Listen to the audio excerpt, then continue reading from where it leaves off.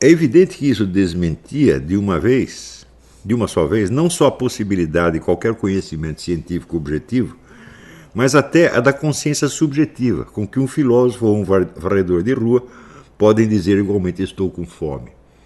Bom, se você diz que está com fome, a fome não está presente na sua consciência. Claro, ninguém sente fome na consciência, não é isso? Mas este hiato, né, onde a palavra fome substitui para os fins da linguagem a sensação de fome, é um negócio que nós vamos estudar daqui a pouco, ele chama de diferição ou adiamento. Para ele é a prova de que há uma contradição no signo. Uma contradição aqui. Quando você fala de uma coisa, ela está ausente. Sempre ausente. Então, na verdade, você só está dizendo signos, e como o signo não significa nada em relação a coisa, ele não significa coisa nenhuma, e, no entanto, ele é distinto de outro signo, tudo que você está dizendo são diferenças entre signos. Entre o sentir fome e o dizê-lo, só este é um ato de consciência. Quer dizer, só o dizer que tem fome é ato de consciência. Você sentir fome não é um ato de consciência. E esse ato consiste em pensamento, não em sensação de fome. Mais até do que algumas ideias da escola de Frankfurt, essas parecem gozação. Ninguém chama pelo nome um cachorro sabidamente ausente. Quer dizer, se eu sei que o Big Mac não está na esquina, eu não vou lá na esquina chamá-lo. Eu chamo quando ele está. Pode ouvir. Ou então, posso fazer isso por engano. Eu penso que ele está ali e por isso eu chamo e ele não atende, daí eu percebo que ele não está ali. Nem uso o pronome você para falar com alguém que não está ali. Você já fez isso alguma vez? O sujeito não está ali e você está tratando ele de você. E a pessoa que está na sua frente, você está tratando de ele. Alguém faz isso? Ninguém faz. Portanto, basta essa pequena observação para ver que a premissa ela está monstruosamente errada. Algumas vezes, o objeto referido no signo está ausente, outras vezes não. Agora, de algum modo, ele tende a estar presente à consciência, pelo menos você está pensando nele.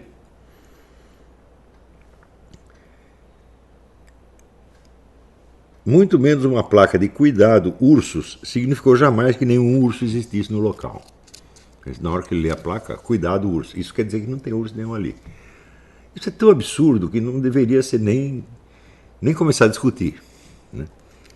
Ademais, se nada está presente à consciência, exceto diferenças, o próprio signo também não pode estar presente, exceto pela diferença que o separa de outros signos, e de outro, e de outro, e de outro, e de outro, assim por diante, indefinidamente.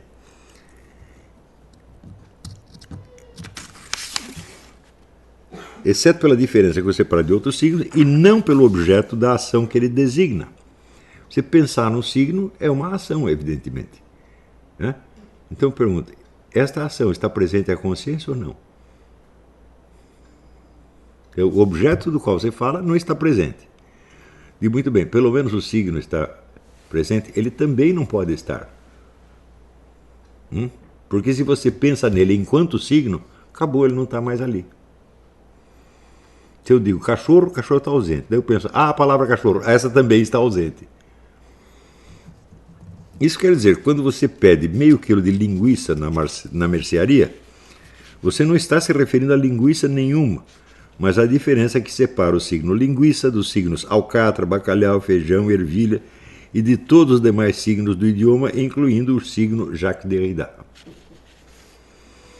Uma das funções essenciais do signo, no entanto, apesar disso, é precisamente assinalar a diferença entre o presente e o ausente, exceto no caso do gato Félix, que quando pensava a forma escrita de uma palavra, a coisa referida surgia instantaneamente das letras que a compunham.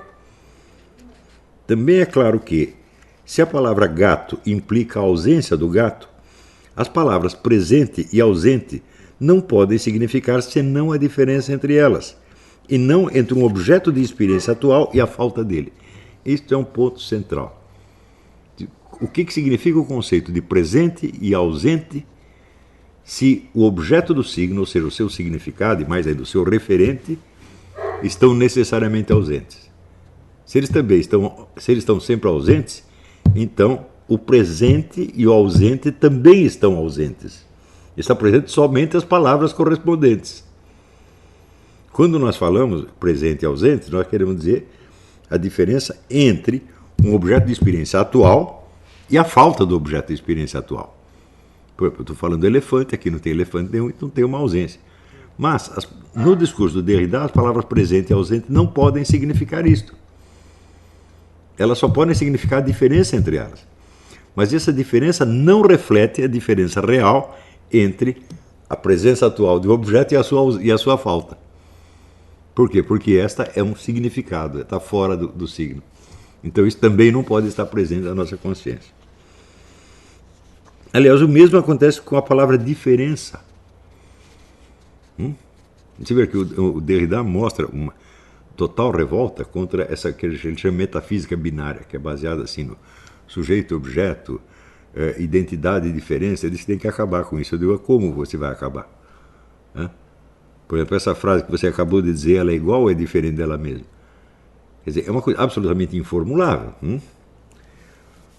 Para reforçar um pouco mais sua teoria, se é que chega a ser uma, e ele mesmo vai dizer que não é nem sequer uma teoria, Derrida apela ao conceito de différence com A, que é conceito de différence com E.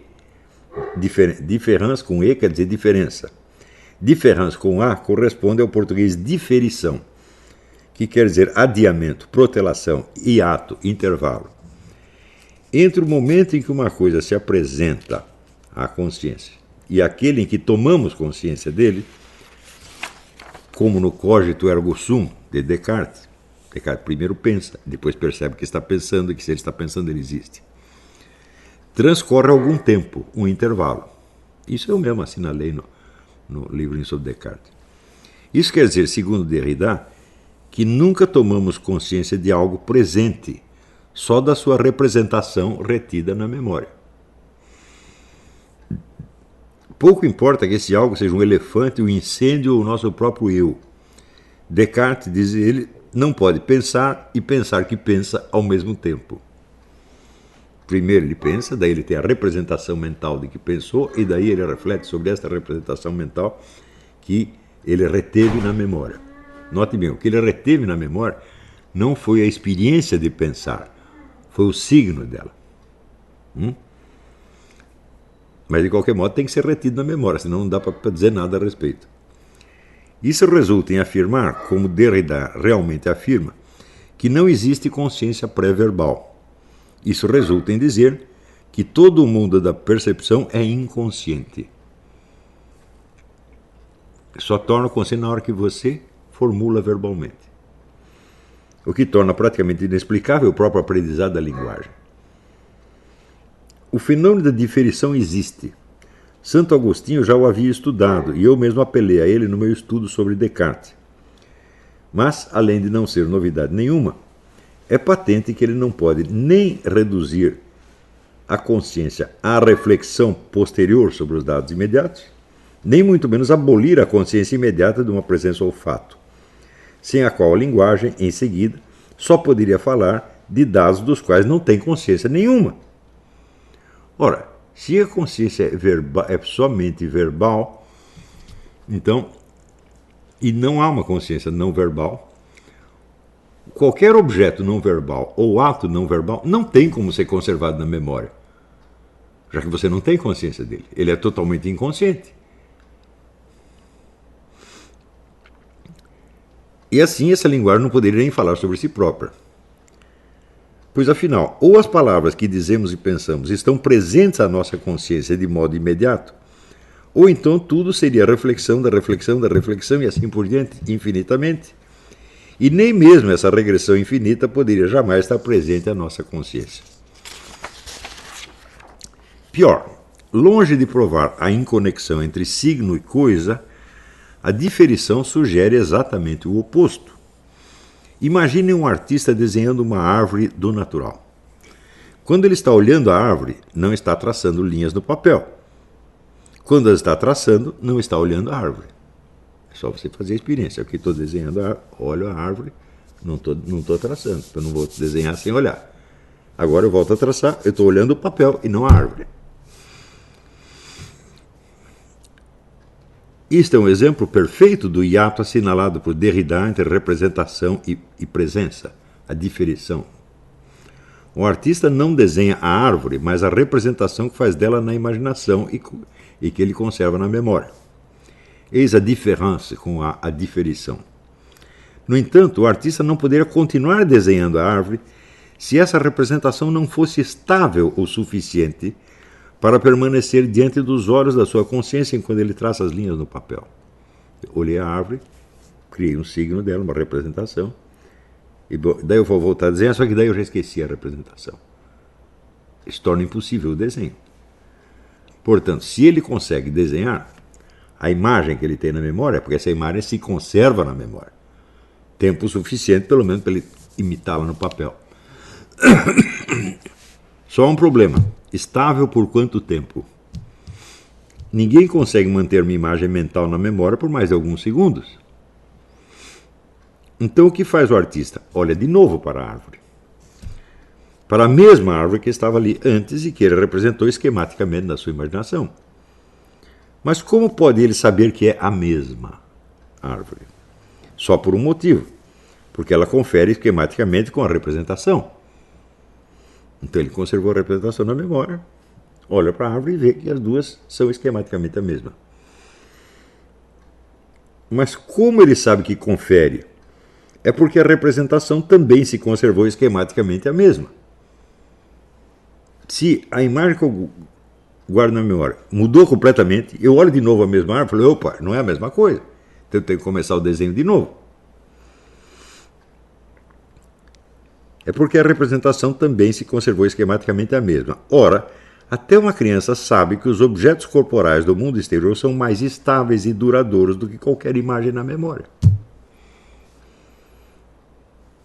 A estabilidade da representação depende inteiramente de que a árvore conserve essa propriedade de maneira mais duradoura do que a sua representação.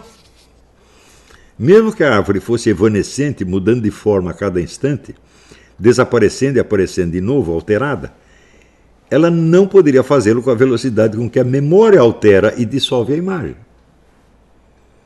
Ou seja, o mundo exterior teria que ser uma fantasia fluida que muda mais velozmente do que as imagens na minha memória ou imagem de sonho.